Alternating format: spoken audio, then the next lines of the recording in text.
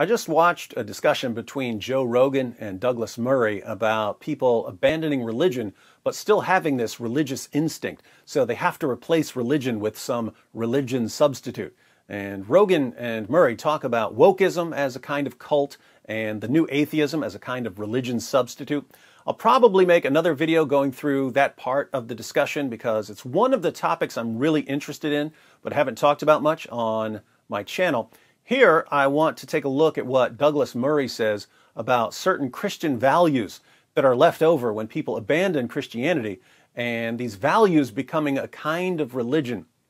What Murray says reminds me of something G.K. Chesterton said in Orthodoxy. Very important point.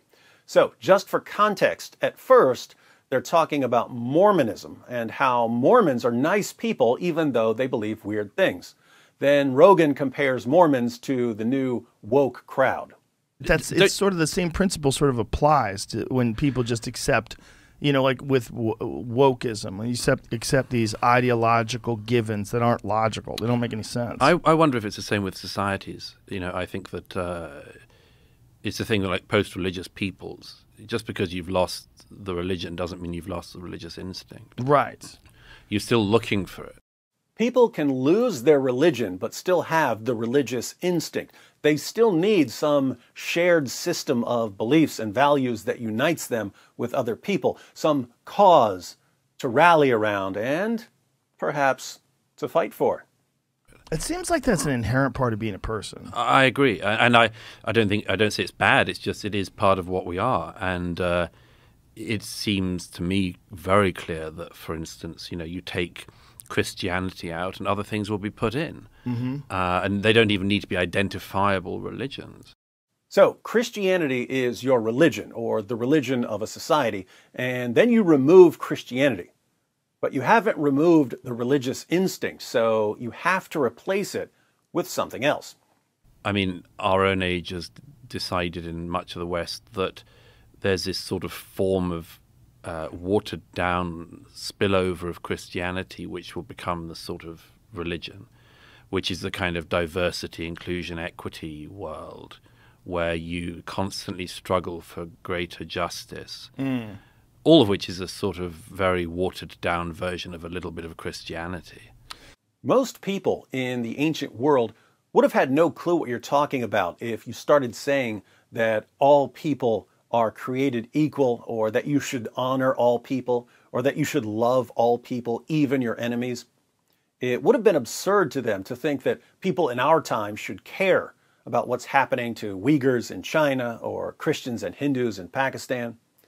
Christianity came along and injected certain ideas into society. The idea that all people are created in the image of God, that God loved people so much that he entered creation and was crucified for them, and so on. And certain virtues follow from those ideas. It's wrong to treat human beings in certain ways, even if they're your enemies, even if they have nothing to do with you.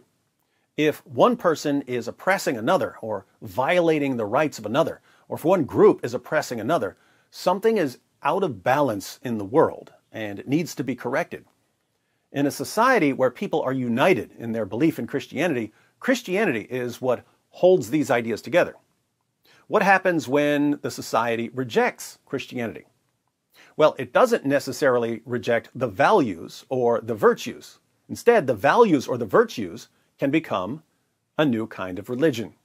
But we are searching for things at the moment. Yeah. And it seems very obvious to me. I mean, you know, what plenty of people have called them, like things like the religion of anti-racism and the religion of social justice, all that stuff. They are all something to do, you know. Yes. Some very, very deep level. Like you've had your purpose today. Like you've had your 5 fruit and veg. You've had your meaning. So now we have people rallying around some virtue that they're going to defend. But because they've abandoned what connected that virtue to other virtues, the virtue is sort of suspended in midair on its own, like a magic floating idol that demands worship and obedience. I said that Murray's comments reminded me of something G.K. Chesterton said in Orthodoxy. Orthodoxy was published in 1908, so more than a century ago. But look at what Chesterton said about a certain problem he noticed in the early 20th century. The modern world is not evil. In some ways, the modern world is far too good. It is full of wild and wasted virtues. When a religious scheme is shattered, as Christianity was shattered at the Reformation, it is not merely the vices that are let loose. The vices are indeed let loose, and they wander and do damage. But the virtues are let loose also, and the virtues wander more wildly, and the virtues do more terrible damage. The modern world is full of the old Christian virtues gone mad. The virtues have gone mad because they have been isolated from each other and are wandering alone. Thus, some scientists care for truth, and their truth is pitiless. Thus, some humanitarians only care for pity, and their pity, I am sorry to say, is often untruthful. The modern world is full of the old Christian virtues gone mad. The virtues have gone mad because they have been isolated from each other and are wandering alone. People can fixate on justice and be ready to burn the world to the ground in their pursuit of justice because justice is no longer connected to anything else. People can fixate on love and become insanely stupid because their love is no longer connected to truth. People can fixate on truth and become absolute monsters because ethics just isn't something that can be proven scientifically. You can see the impact of fixating on a single virtue even in the history of Christianity. If all you care about is truth and you have the truth, what do you do if someone doesn't agree with you? Well, since loving your enemies and honoring all people have been swept under the rug of your life's mission, you might start slaughtering heretics in the name of God. People did that after being commanded to love their enemies and to honor all people.